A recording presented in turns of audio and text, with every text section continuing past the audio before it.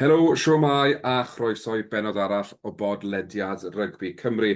A mae'n ddiwrnod arbennig iawn. Nid yn unig tra bod ni'n recordio mae'r haul yn gwenu, ond mae'r tri aelod o'r panel hefyd yn gwenu wel, i bob rhanbarth oedd yn medru ennill, neu nifer fwyaf o'r rhanbarth oedd yn medru ennill wneud hynny dros y penwythnos. Dwi'n falch iawn i gael dweud bod ni'n cael cwmni Nick a Andrew. Siwmai, boys, siwr i chi'ch doi yr wythnos yma? Da, diolch, hapus iawn ar ôl y penwythnos.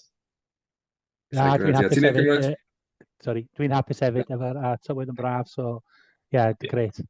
Mae'n win-win all around. Ond wrth gwrs, oedd hi am benwythnos tyngedfennol falle i gobeithio o'r rhanbarthau o gyrraedd y gêm ail gyfle. Taith iddi Affrica i orffen y tymor yn gwynebu'r 4 rhanbarth.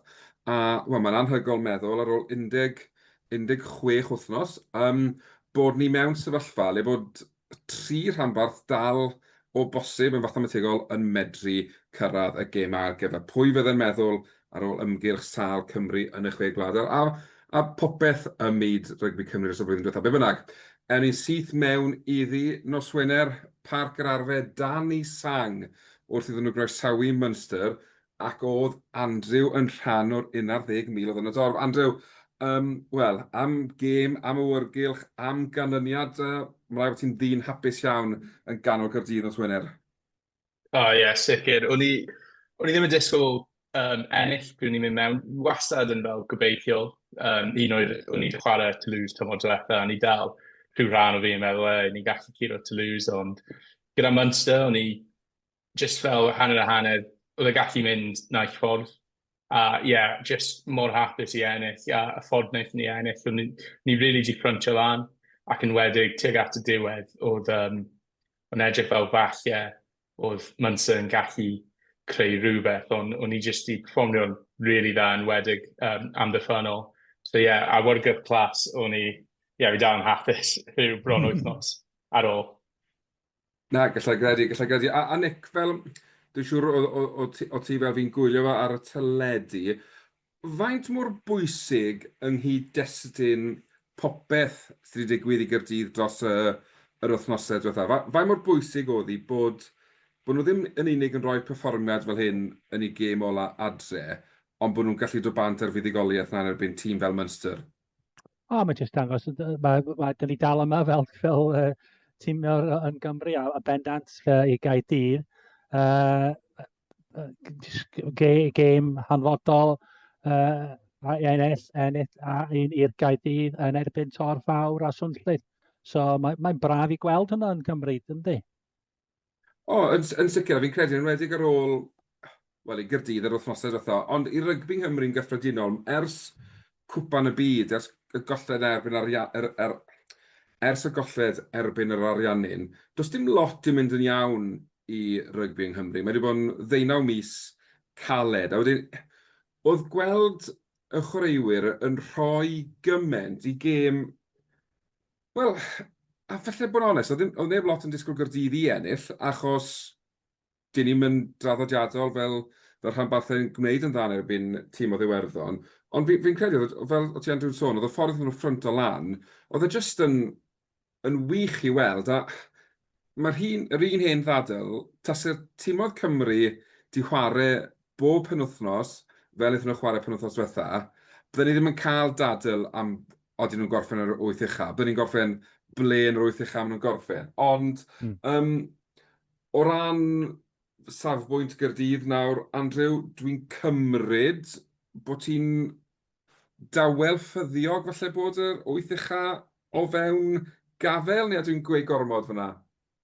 Mae elfen o fi wir yn credu bod yn posib nawr rhyw 2 neu 3 fis yn ôl, ni wir ddim yn meddwl y siawns, ond mae dal yn mynd i bod her enfawr mynd lawr i De Affrica, ceisio hyd yn oed ennill un gêm, ond trio cael pwyntiau peth pwysica, trio cael ceisiau, trio cael 4 cais o leia mewn pob gêm, a trio bod o fewn y gêm, yna'n peth pwysica.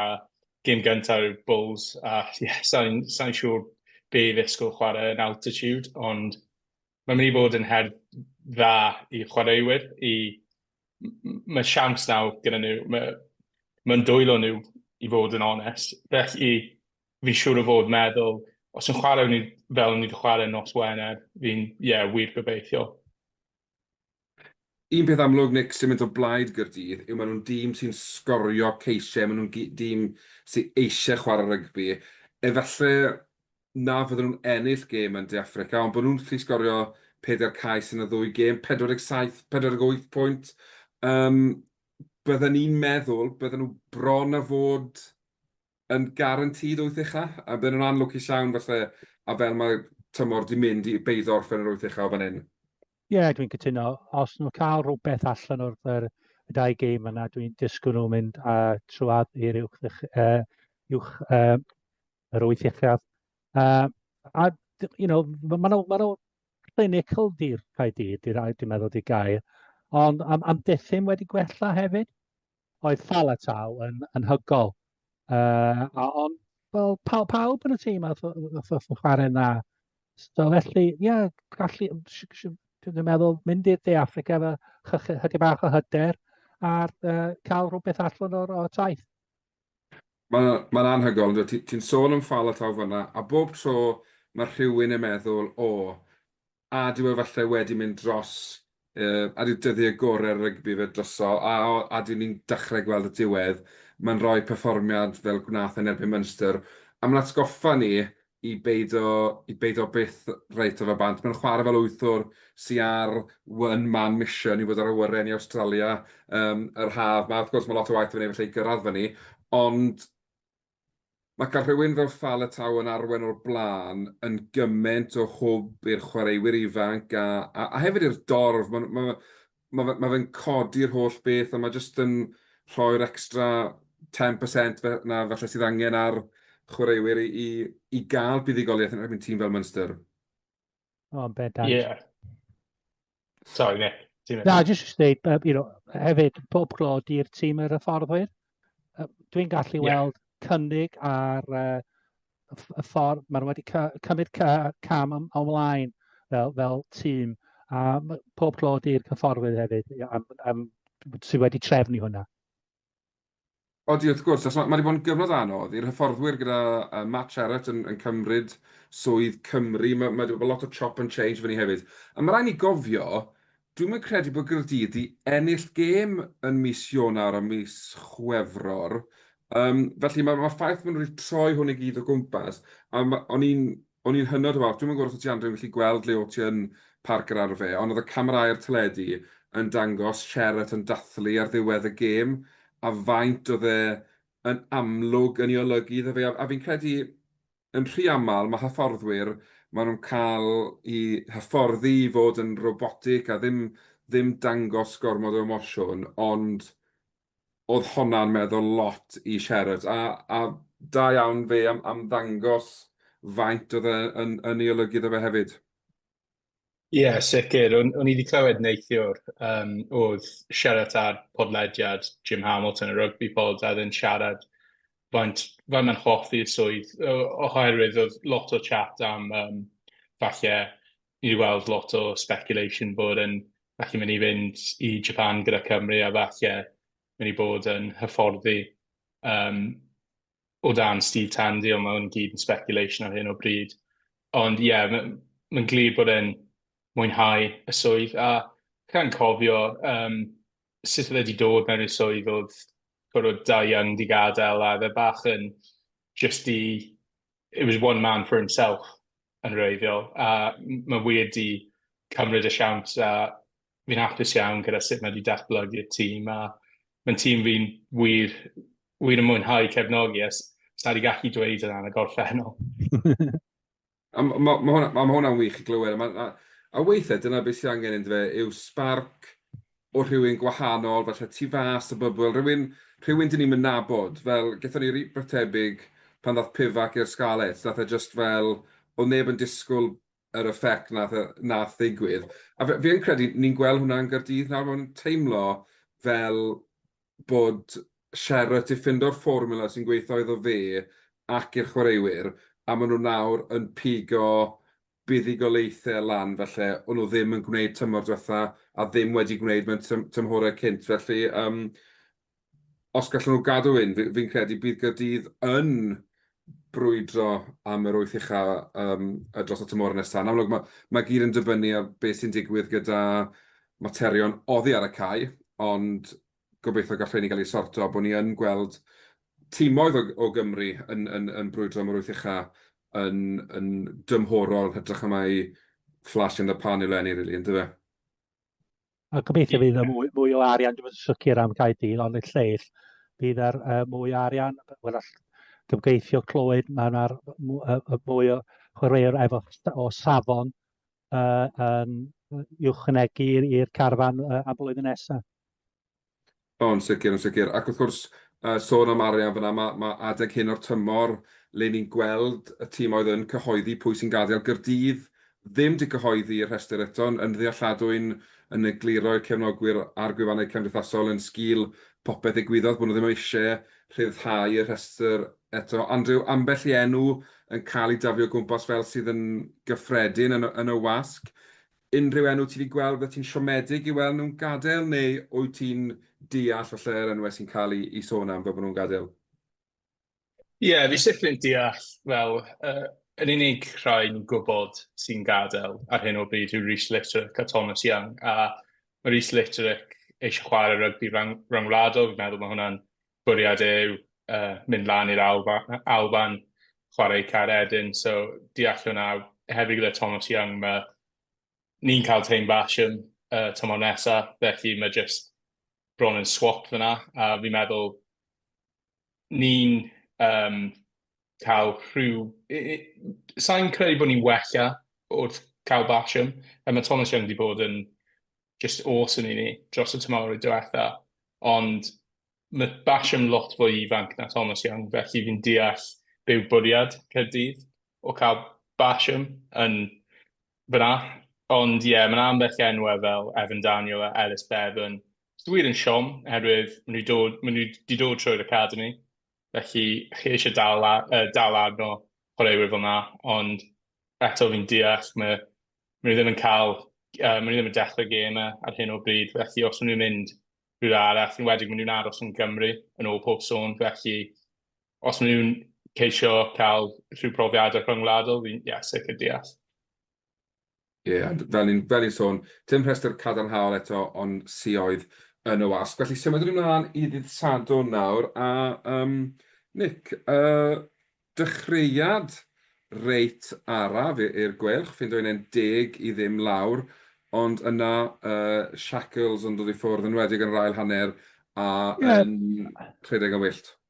Ie, gêm agos yn y chwarter cyntaf, yn y hanner awr cyntaf, ond erbyn hanner amser, byddwch chi'n gallu weld gwylch yn dechrau roed y stamp ar y gêm, ac yn yr ail hanner y gwylch yn clinigol, a wir wedi mynd ar y brig, a cael dipyn o hwyl yn ceisiau yn y diwedd, 9 cais i 3. Ffordd ar iawn i Adam Beard i ddarfod gyrfa gyda'r tîm, so felly mae wedi bod yn gywir yn gret i'r gwylch, a dyn nhw'n mynd i methu o yn bendant, ond methu cwyno, ni'n crafu fyny unfed ar 10 rwan yn y cynger, a o leiaf, dyn ni'n mynd i De Affrica, teithiau dramor gyda rhywbeth i chwarae amdan, a rhywbeth i cynogwyr yn y stadiwm i dathlu y gêm olaf am y tymor adre. Ac hefyd, pob clod i'r dorth yn troi fyny pan oedd Dan Lydiat, un o'r gywir, un o'r gorau Cymru, a path o mynd i ffwrdd, cael standing ovation, a hwnna oedd rhywbeth dda. So dwi'n meddwl rwan, dwi'n edrych ymlaen i'r diwedd y tymor, a gan i weld lle dyn ni cyrraedd yn diwedd y tymor. Gael mynd yn ôl at rhywbeth wedi codi wythnos diwetha, a thi sôn am y ffordd mae'r gwylch wedi mynd a dewis y tîm yn chwarae yn Parc y Scarlets yn yr cyngor. Pan dwi'n edrych yn ôl, dwi'n fod meddwl am hwn, os di'r gwylch ddim yn cyrraedd yn yr uwch, yn yr wyth uchaf, dwi'n meddwl y gêm pwysig oedd y gêm cyntaf, colli yn injury time yn erbyn y dreigiau. Dim cael dim byd allan o'r dydd y far yn erbyn Gaerdydd, ac hefyd colli yn yr Eidal yn erbyn Zebra. Dwi'n gobeithio dim ond nhw'n dod nôl i no, a edrych yn ôl wedyn dweud ond i fi, hynna'r hynny o'r gêm dyn ni wedi gallu meddwl we should have done better. Odi, mae'n ddiddorol yn dweud, ti'n enwi 2 o'r 3 tîm fyna, a maen nhw ar y gwaelod. Mae'r dreigiau 20 pwynt tu ôl i Zebra sy'n 15fed, a Zebra yn 15fed hefyd ar ei hôl i chydig. Ond mae jyst yn profi yn y gyngor yma yn dweud bod rhaid roi'r tîm cryfa posib mas bron fod bob gêm, achos os i ni yn mynd i fod yn gystadleuol, yna mae'n gwneud y dwbl dros y dreigiau yn imperatif, a mae curo Zebra hefyd yn beth hollol bwysig. Ond mae'n ddiddorol, fel mae gêm y dreigiau, hwnna'r un dyn ni'n meddwl sy'n brifo fwyaf, achos yn amlwg dyna'r unig gêm maen nhw wedi ennill trwy'r tymor, a maen nhw'n edrych fel tîm, Andrew, sy'n desbryd i'r tymor orffen a goeddio bod rhywbeth yn newid tymor nesaf. Ie, yn sicr, fi wir yn teimlo i cefnogwyr y dreigiau hefyd wedi bod fel hyn am blynyddoedd. Does ddim wedi bod lot i fod yn hapus amdano. Sa'n siŵr ble maen nhw'n mynd nawr, chwaith, herwydd mae yna chwaraewyr yn dod mewn tymor nesaf. Maen nhw wedi cael chydig o, yn ôl pob sôn, mae chydig o chwaraewyr Caerdydd yn mynd, ond eto maen nhw'n chwaraewyr sydd ddim yn dechrau i Caerdydd. A mae'n edrych fel yn aml, maen nhw'n rwydd o chwaraewyr sydd ddim wir yn chwarae pob wythnos. A does ddim fel ffordd i tyfu. A enwedig, os chi'n ystyried sut nath Dai Flanagan gadael, maen nhw heb di wella lot o gwbl o dan tir. A chwarae teg, mae tir heb di cael siawns i rili wneud unrhyw beth. Ond chi angen meddwl mae yna rhywbeth angen newid, rhyw fath o chwildro bron tymor nesaf, os mae pethau ddim yn newid, hefyd mae wedi bod fel yna am blynyddoedd nawr, a mae jyst ddim yn edrych fel mae'n mynd i wella. Na, dyna'r peth yn dweud, fel fydden ni'n oer gwelch mewn eiliad, Nick, ond fel mae bob tymor, neu bob haf, ni'n clywed y dreigiau, ni wedi arwyddo'r chwaraewr hyn, ni wedi arwyddo'r chwaraewr na. Yn amffodus, maen nhw'n arwyddo chwaraewyr sy'n naill llai falle past their best, neu'n arwyddo nhw wedi anafu, a dyn nhw ddim yn holliach am gyfnodau hir yn y tymor. Wedyn, maen nhw'n gwario rhan helaeth o budget a chwaraewyr sydd ddim ar gael i'w dewis. Ac yn amffodus nawr, be ni'n gweld yw tîm sy'n ymhell ar reoli. Dyn nhw ddim yn agos i hyd yn oed Zebra bellach. Ni'n edrych, dyn nhw'n sgorio fwy o bwyntiau na Zebra dros y tymor, ond maen nhw wedi ildio 130 yn fwy. Mae hwnna bron o fod yn 8 pwynt y gêm yn fwy na Zebra. Maen nhw'n ildio. Wedyn, dwi ddim yn gwybod beth yw'r ateb i'r dreigiau, ond efallai bod angen iddo stopio rwydd o chwaraewyr a trio cael y fforddwr mewn profiadol, hen ben, sydd felly mynd i gostio chydig fwy, ond fe ddaw e a canlyniadau, achos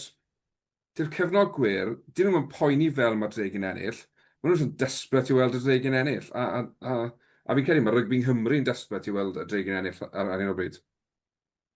Ia, dwi'n cytuno. Mae fel chdi, mae eisiau gwario chydig bach o bres ar tîm y fforddi. Hefyd, cael gwared o Dai Flanagan, mae nhw un yn lai yn y tîm, herwydd tia, oedd o'n diffyn, yn oedd, y ffordd oedd o'n diffyn. So pwy sy'n neud hwnna rwan? Ond hefyd, maen nhw wedi penodi'r hyfforddwr amddiffyn fel prif hyfforddwr, ond oedd ddim yn ei swydd gwych fel hyfforddwr amddiffyn, achos maen nhw wedi bod yn shipo pwyntiau left, right and centre. Wedyn, y flip side o hwnna, yw mae ni Mark Jones, hyfforddwr ifanc o Gymru, sydd wedi bod i Seland Newydd, sydd wedi bod i Loegr, sydd wedi dysgu grefft, a hyd yn oed yn gweithio dan Toby Booth, oedd e'n dysgu wrth rhywun established, sydd wedi gwneud swydd da o fewn rygbi ym Mhryden, a mae fe bron o fod wedi bod yn transition naturiol. As nath gweilch newid i prif ffordd o nhw'n ystod y tymor, ond mae da ni nhw nawr yn brwydro mor wyth ucha, a wedyn mae da ni'r dreigiau 29 pwynt yn llai na'r gweilch yn y tabl, a 6 buddugoliaeth yn llai. Dwi'n gwneud synwyr rili. Nawr Nick, ti'n mynd i Africa, newn ni, wyt ti'n ffyddiog, beth sy'n angen, os angen dwy buddugoliaeth? Dyn ni lwcus pwy dyn ni chwarae, herwydd i fi, y tîm tîm gorau o dde Africa yw y Bulls. Mae Stormers yn dod i fewn efo chydig o'r ffom, dechrau chwarae lot well, ond y Sharks di pedwerydd yn y cyngor. So mae hwnna'n gêm anodd iawn. Ond di Sharks ddim yn edrych fel tîm dda, ond maen nhw'n cael fel arfer, maen nhw'n just dod allan efo buddugoliaeth. So mae'n bwysig i ni cael rhywbeth allan o'r gêm cyntaf. Os ni'n cael rhywbeth allan o'r gêm cyntaf a ennill, dwi'n gallu weld ni mynd i'r gêm olaf i ennill yn efo'r Llewyd, cos dwi'n meddwl mae tymor nhw bron yn drosodd rwan. So, a just y ffaith ni mynd i mewn i'r taith efo rhywbeth i chwarae amdan. Dyna'r peth yn fel, wel, yn sicr o pwynt o sgarles, unwaith gollon ni, unwaith, nethon ni just curo'r dreigiau yn dydd y farn, o'n i'n adamant ar y pod wrth yswyrth ar y tymor o'r ben, a bod ni'n cael 3 chwalfa, ond dyna'r peth yn fe, a ti'n sôn fyna bod dim byd all i chwarae am, os gall y sgarles neu ffafr ych chi a curo'r Llewod, fydd i tymor nhw drysto be bynnag, a wedyn fydd ddim byd yn nhw chwarae, wedyn fydd e'n sicr yn rhoi gobeith i chi, ond mae wedi bod yn dymor, wel, llwyddiannus i'r gwerch, da ti'n gweud, Nick? Neu, Andrew, beth ydych chi'n meddwl? Neu underachieveo falle? Fi'n meddwl chi angen ystyried y pethau gyda fel pryd oedd Toby Booth i cyhoeddi oedd yn gadael a wedyn gadael yn ystod y tymor. Mae pethau mae ddim yn mynd i bod yn smooth sailing trwy hwnna. Felly, maen nhw wedi gwneud yn dda i dal cael siawns o bod yn yr wyth ucha. Ond yn wedig, fi jyst i edrych ar tabl i gymaru â tymor diwetha. Mae lot mwy cystadleuol tymor yma. Felly oedd y gweilch wedi cael 50 pwynt a just cael 8 tymor diwetha. A nawr mae'n edrych fel falle bydd 50 pwynt falle ddim yn digon i ambell tîm i cyrraedd y top yr wyth ucha. Enwedig fel, fi'n meddwl mae 50 pwynt yn mynd i fod yn digon, yna be fi'n meddwl. Ond tro diwethaf 50 pwynt ddim yn just bron yn digon. So, mae'n diddorol fel edrych ar y bwrdd a sut mae fel tîm oedd fel Connaught falle dal yn gallu bod yn yr wyth ucha. Ar os ystyried ble maen nhw. Mae jyst mor wahanol i tymor diwetha. So, o sa'r pwynt yna, fi'n meddwl mae'r gwerth yn sicr wedi bod yn llwyddiannus, yn wedig os chi'n ystyried y newidiadau yn hyfforddwyr. Yn fath ymategol, fi'n credu bod pawb o 4 i 40 dal yn gallu gorffen yn yr wyth ucha.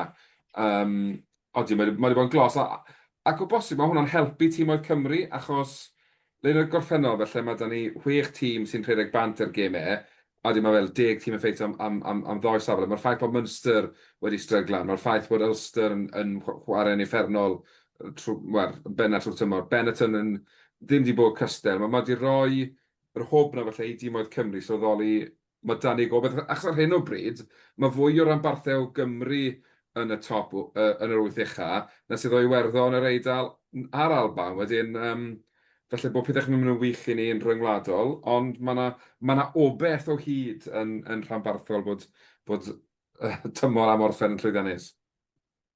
Ie, bendant. A fel ni dweud, sôn am y gwelch rwan, dim jyst y ffaith lle dyn ni yn y cyngor, ond dwi'n meddwl mae pawb wedi gweld dyn ni chwarae chydig bach yn gwahanol. Mae wedi datblygu y ffordd ni ymosod. So fedri nhw mynd rwan, os dwi'n meddwl tymor rwan, cael chydig bach amser i ffwrdd a cael pre-season go iawn efo Mark Jones.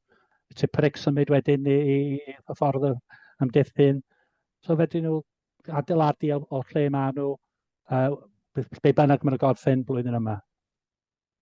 Ond sicr, a just ti'n sôn am Tiprig fyna, ti'n sôn am Lydiat yn gynharach. Fi'n gwybod nath Tiprig ddim chwarae, ond tipyn o brynhawn yn y Liberty yn gweld 3 stalwart o Gymru, felly, yn Lydiat, Tiprig a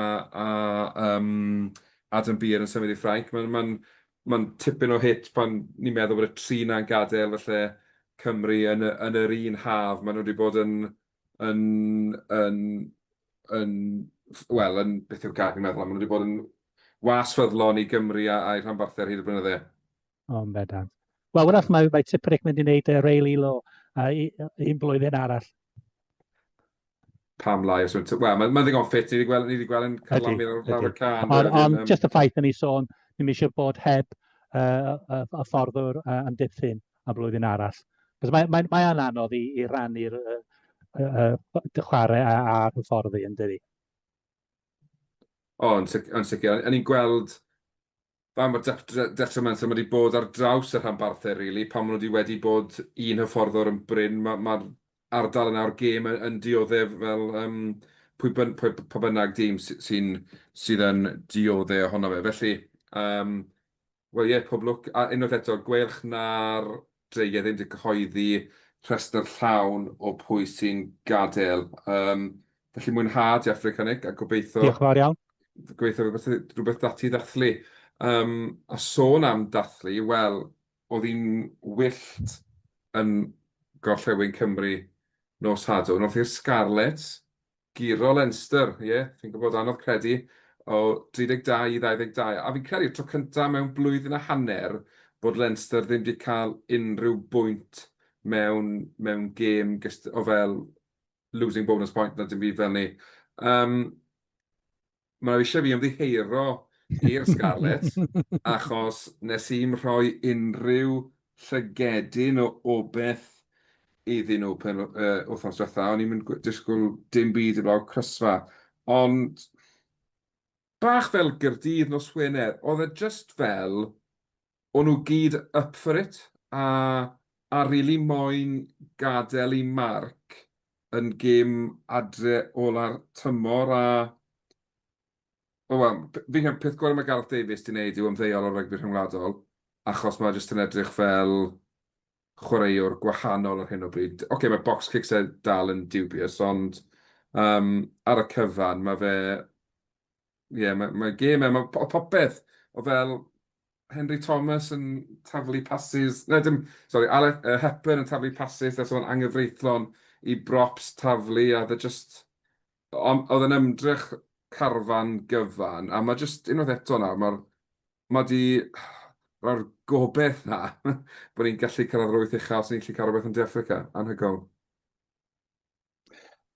Ie, gath tîm Plymty y gêm gorau dwi wedi weld y chwarae, a dangos beth mae o'n allu cynnig.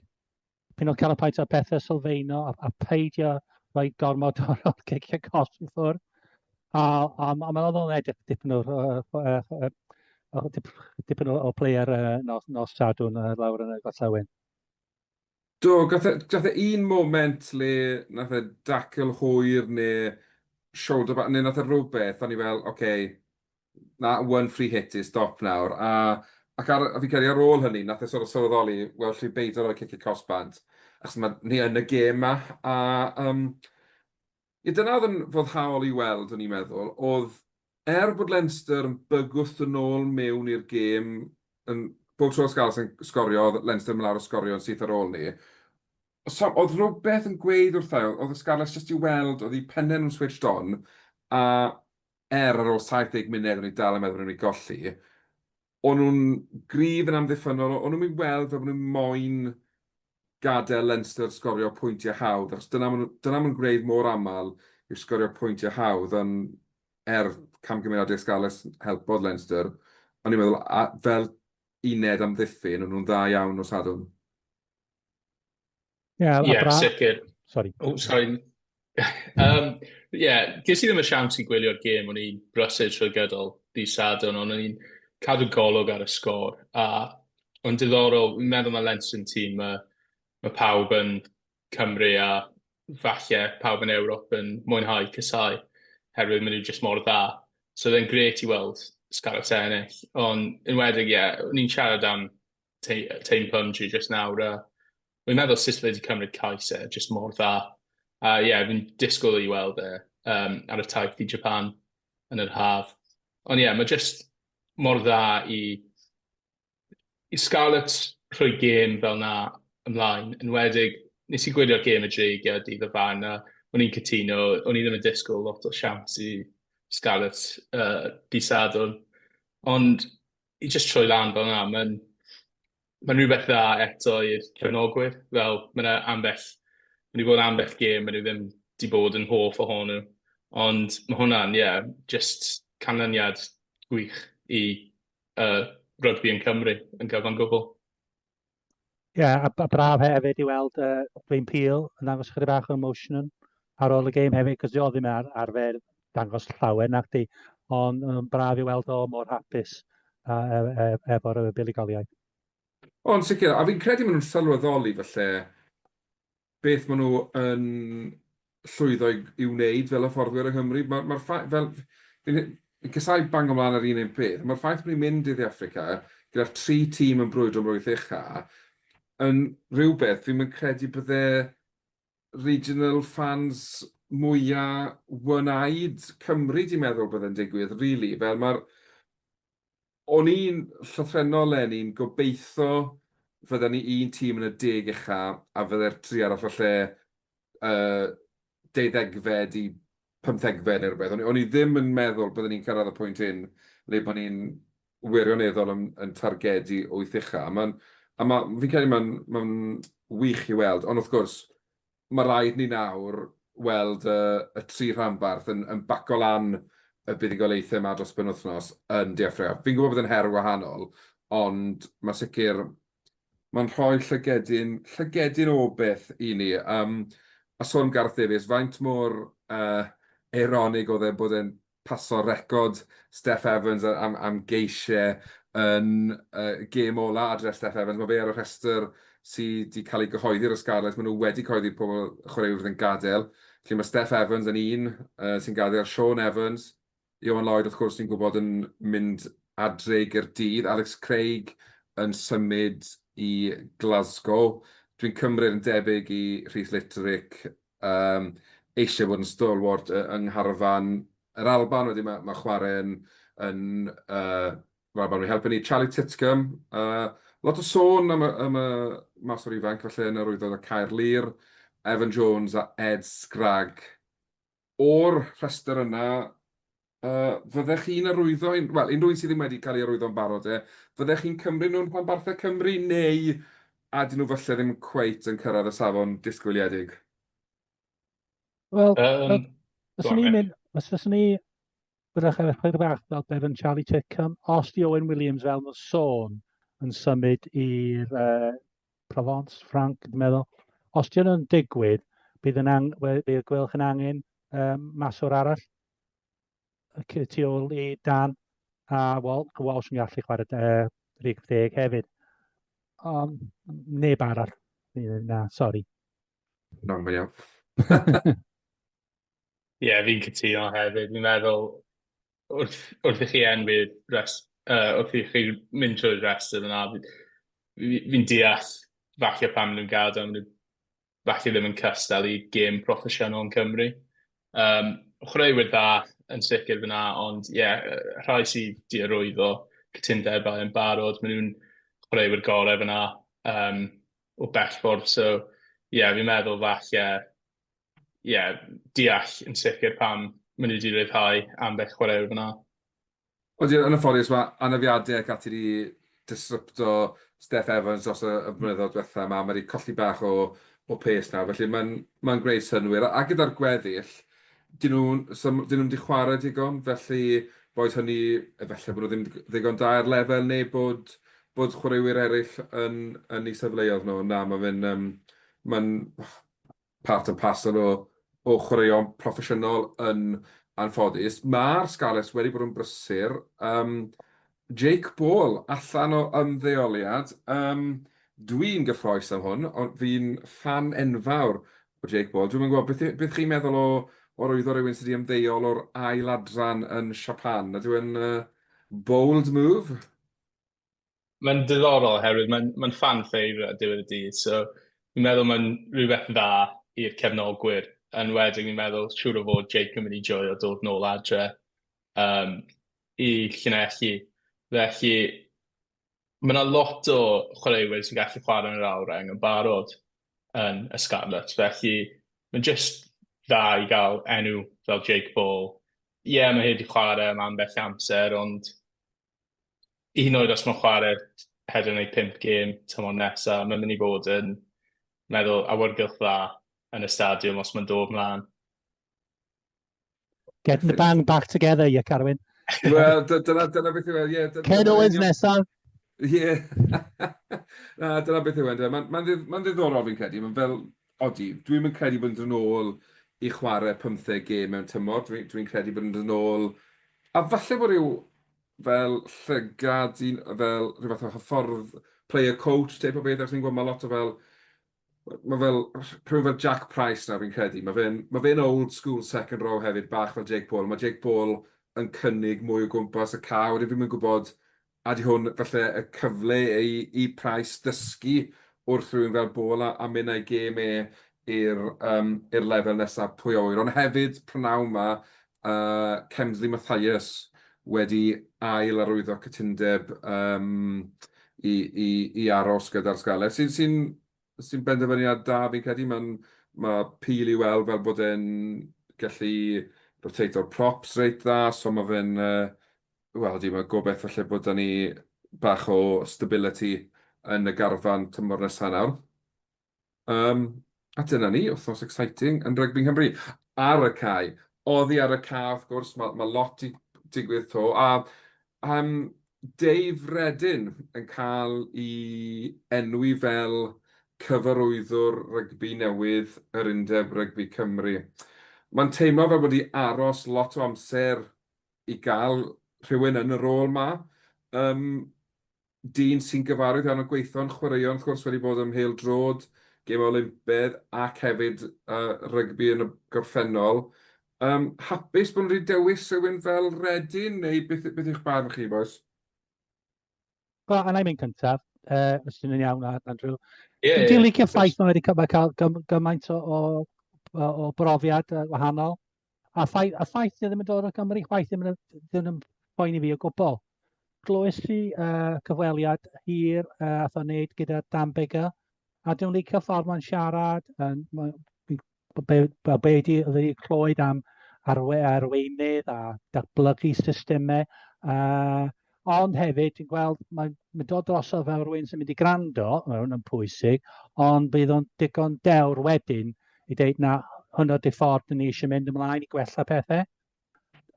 So dwi'n efo chyderchach o obaith.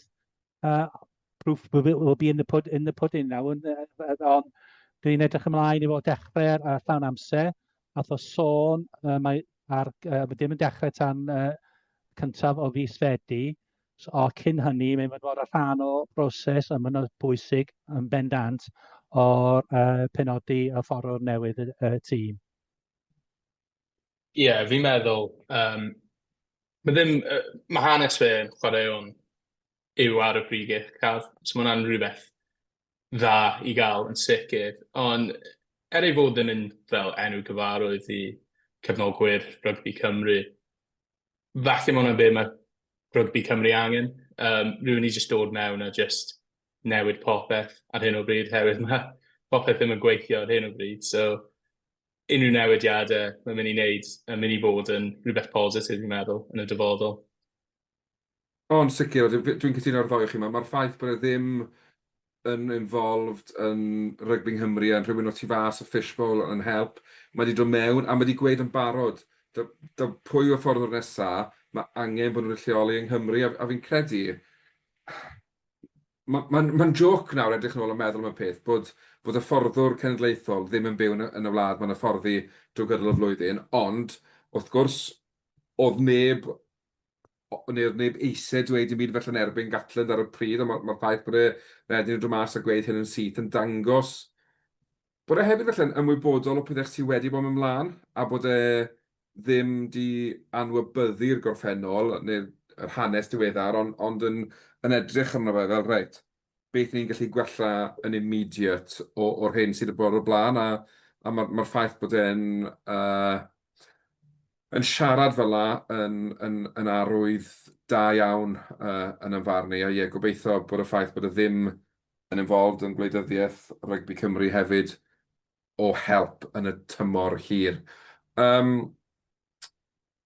Pencampwriaeth chwe glad y menywod wedi dod i ben. Fi'n gwybod mae'n twmlo fel bach o deja vu, rili, o beth i 6 wythnos yn ôl. Siomedig, llwy bren i'r menywod hefyd. Dwi'm yn gwybod beth i weid. Mae'n twmlo fel bod nhw, felly, mewn anodd credu meddwl hyn, mewn lle gwath na'r dynion ar hyn o bryd. Fel yn ni sôn dydyn wedi sôn, o'n i disgwyl cael well perfformiad erbyn yr Eidal. Rwan, mae'r gen i chydig bach o amser rwan cwpan y byd, dwi'n meddwl, mis Awst yn Lloegr. So fedru Sean, beth enw fo? Sean, sorry. Lynn. Lynn. Wy'n gwybod chydig bach o amser rwan i, ond mae'n lot o waith i wneud. Ie, cytuno gyda Nick. Mae jyst yn siomedig. Oedd e fel 2 blynedd yn ôl daeth y cytundebau proffesiynol i fewn i'r menywod, a hwnna yn reiddiol blwyddyn gyntaf, sicr well iawn, ond mae jyst i mynd yn waith y 2 blwyddyn diwetha, yn wedig o ystyried fel canlyniad Iwerddon a ystyried fel 2 blwyddyn yn ôl. Mae nhw jyst yn mynd lot fwy waith ar hyn o bryd. Ie, sicr cytuno gyda Nick, mae angen rhywbeth digwydd tuag at wrth ystyried y cwpan y byd, ond gobeithio gyda Sean Lynn jyst i dechrau swydd, a oedd e di wneud mor dda gyda glos o Harbury. Gobeithio disgwyl gyda cael fath o pre-season neis am y camp cyn y cwpan y byd yn mynd i wneud rhywbeth wahanol, a gobeithio bydd canlyniadau positif yn dod o hwnna.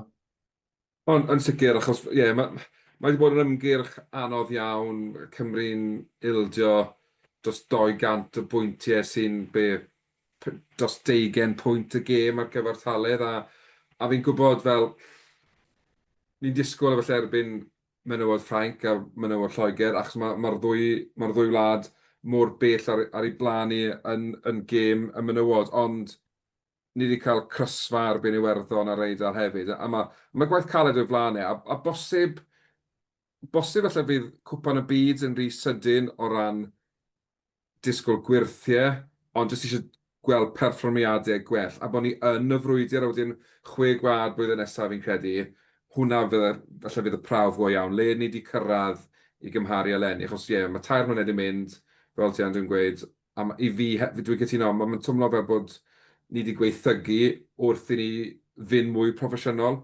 a lot o waith, gyda nhw'n wneud fan ni hefyd. Reit, cyn bod ni'n gorffen, mae'n rownd yr 8 ola yn Super Rygbi Cymru, a gewn ni bach o predictions, pwy ni'n meddwl sy'n mynd. Y Quins, wrth gwrs, wedi curo Rygbi Gogledd Cymru yn y wild card penwythnos diwetha lan mae Carwyn, felly nhw yw'r 8fed tîm yn y rownd yr 8 ola.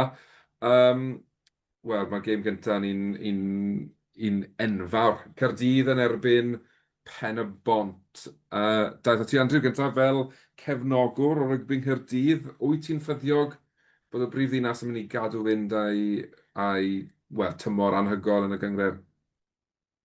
Ie, gobeithio.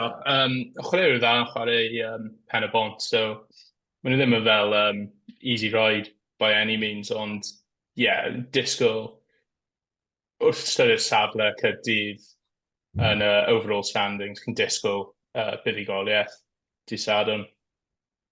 Mae'n anodd i gweld Caerdydd colli adre yn hach yr arfer disadwn. Na, dwi'n disgwyl Caerdydd ennill. Mae'n ddiddorol, achos dechrau'r tymor, fi'n cofio meddwl, a fydd y hwn yn dymor caled i Gaerdydd, achos bod gymaint o chwaraewyr ifanc yn falle yn involve gyda'r rhanbarth, ond maen nhw wedi ffeindio'r balans. Fi'n credu mae Pen y Bont i bod yn well tîm adre na beth nhw oddi cartre, ond fi'n credu bydd gormod gyda Gaerdydd yn y tanc, a mae buddigoliaeth i'r tîm cartre fydd hi. Casnewydd Aberafan, dreif dy ti Nick gyntaf tro yma. Aberafan chydig bach fel Pen y Bont, fel tîm. Ond mae'n anodd i'w gweld Aberafan mynd yna ac ennill. So dwi'n gweld tîm catre ennill. Ie, dwi'n credu bod fi'n cytuno ar ti. Casnewydd bach fel Gaerdydd, jyst tri grif ar hyn o bryd. Mae nhw'n ffindo'r balans yn y tîm sy'n gweithio, maen nhw'n sgorio ceisiau. Ac bod nhw wedi colli falle cwbl o gemau tua ddiwedd y tymor, fi'n credu fydd gormod yn y tanciau Aberafan yng Nghasnewydd. Ie, fi'n cytuno hefyd. Fi'n nabod ambell chwaraewr sy'n chwarae Casnewydd, a mae diwylliant rili dda lawr fyna. So, enwedig, wrth ystyried gemau fel hyn, mae nhw wir yn mynd i bod lan amdano fe. So, sa'n weld Casnewydd yn colli gem yna. O bosib, falle, y gêm agosaf yn yr wyth ola, fydd Llanymddyfri yn croesawu Pontypool, lawr i Banc yr Eglwys yn Llanymddyfri. Dwi'n gweud hynny, oedd 9 pwynt rhwng nhw yn y gyngrair. Diw me i gyntaf symadu. Fi'n credu falle ar bapur, neu yn ôl y tabl hon fydd y gêm agosaf, dwi'n credu fydd gormod gyda Llanymddyfri i Pontypool adre. Fi'n credu sy'n hon yn cael ei chwarae ym Pontypool, fe'n gêm lot agosach. Felly, mae eisiau swnio fel broken record, ond fi'n credu mae Llandyfri fydd yn fuddigol fel tîm cartre unwaith eto. A peth yw, pan ti'n dod i fel, dyma pam mae'n pwysig i gorffen a cael gêm adre yn y quarter-finals yn dydi. Cos ti yn cael advantage. Yn sicr, falle yn y lefel yma, le does dim gymaint o hynny o gyfnogwyr yn teithio falle i gemau oddi cartre. A hefyd, mae'r dorf adre yn chwarae gymaint o ffactor, yn rhedeg rhywle fel Llanymddyfri a Glynebwy, felly le mae'r dre i gyd yn dod rownd y tîm rygbi yn dyfe, felly diddorol gweld os bydd Pontypool yn gallu upseto'r cart yn Llanddfri. Mae'n mynd i bod yn diddorol hefyd gweld fant o chwaraewyr rhanbarthol sy'n mynd i bod yn chwarae penwythnos yma. Hefyd, mae hwnna falle mynd i... O'n i wedi gweld, meddwl, yn wythnos diwetha oedd Steve Cummins i chwarae i Ebw Vale, yn credu. So, mae hwnna'n diddorol fel sut mae pethau fel yna'n digwydd. A sut fath o... Os mae hwnna'n mynd i wella chances ti, neu falle mae ddim. Os chi'n cael chwaraewr sydd gyda ddim lot o brofiad chwarae gyda boys na. Ond yn wedig, os chi'n ystyried bod pob tîm rhanbarthol yn mynd i De Affrica wythnos nesaf, mae'n mynd i bod yn anodd rhyddhau gymaint o chwaraewyr, a falle bydd ambell chwaraewyr yn sicr yn achos Caerdydd, falle bydd ambell chwaraewyr sy'n chwarae Caerdydd i'r rags yn mynd lawr i De Affrica, sy'n mynd i cael effaith mawr, fi'n credu. Ond wrth gwrs, achos byddwn nhw'n gorfod teithio gyda carfannau mwy, gan bod nhw'n mynd mor bell a anafiadau wedi. Mae hwnna'n ffactor. Felly cael weld, mae'n falle bach o level playing field yn y SRC. Os fi'n credu mae'r tîmau sydd ar y top wedi bod yn dda iawn, a falle mae'r chasing pack felly ddim gyda'r un quality felly i ddewis ohono fe yn ei carfannau nhw. Wedyn y rownd yr wyth ola yw Glynebwy yn erbyn Quins Gyfyrddin. Quins Gyfyrddin, wrth gwrs, wedi cael un buddigoliaeth ar y rhewl yn barod. Mae Carwyn, a dyn nhw'n mynd i gallu baco hwnna lan gyda buddigoliaeth ar Eugene Cross. Mae'n dyfynnu fel rhan o'r sôn. Pwy sy'n ar gael? Os yna rai chwaraewyr o'r Scarlett ar gael, bydd nhw efo'r bach o baith. ond os nhw ddim efo'r chwaraewyr fel sydd wedi bod yn chwarae, dwi'n cofio pwy sydd wedi bod yn chwarae rwan, sori, ond mae rhai o Scarlets wedi bod yn chwarae. Os nhw ddim ar gael, fi'n disgwyl y tîm a cartref ennill eto. Ie, fi'n meddwl ti'n ogl yn Nick, fi'n credu. Mae'n mynd i bod yn anodd i glyneb o'i colli gêm fel yna. Eitha diddorol, o dim ond 2 chwaraewr o'r Scarlets oedd yng ngharfan y Quins erbyn RGC, sy'n llai fi'n credu, maen nhw'n cael trwy gydol y tymor, fi'n credu maen nhw'n cael amla 3 neu 4. Felly, diddorol gweld beth ddigwydd, ond wrth gwrs, y tebygolrwydd yw, felly bydd llai ar gael penwythnos yma eto, ond wedi os oes travelling reserves ac ati, wedyn mae'n anodd gweld tîm cynta y Quins felly yn cael y goruchafiaeth yng Ngynebwy, ond i fod yn wahanol, dwi am weid bod y Quins yn cael big win arall on the road. Ymddeiriad i'r Quins am jinxo nhw nawr. Felly, dyna ni, wythnos arall myd Rygbi Cymru wedi dod i ben. Wythnos lot hapusach nag oedden ni'n disgwyl. Fi'n credu o pawb yn disgwyl bod ti Nick yn gwenu ar ôl curo dregiau.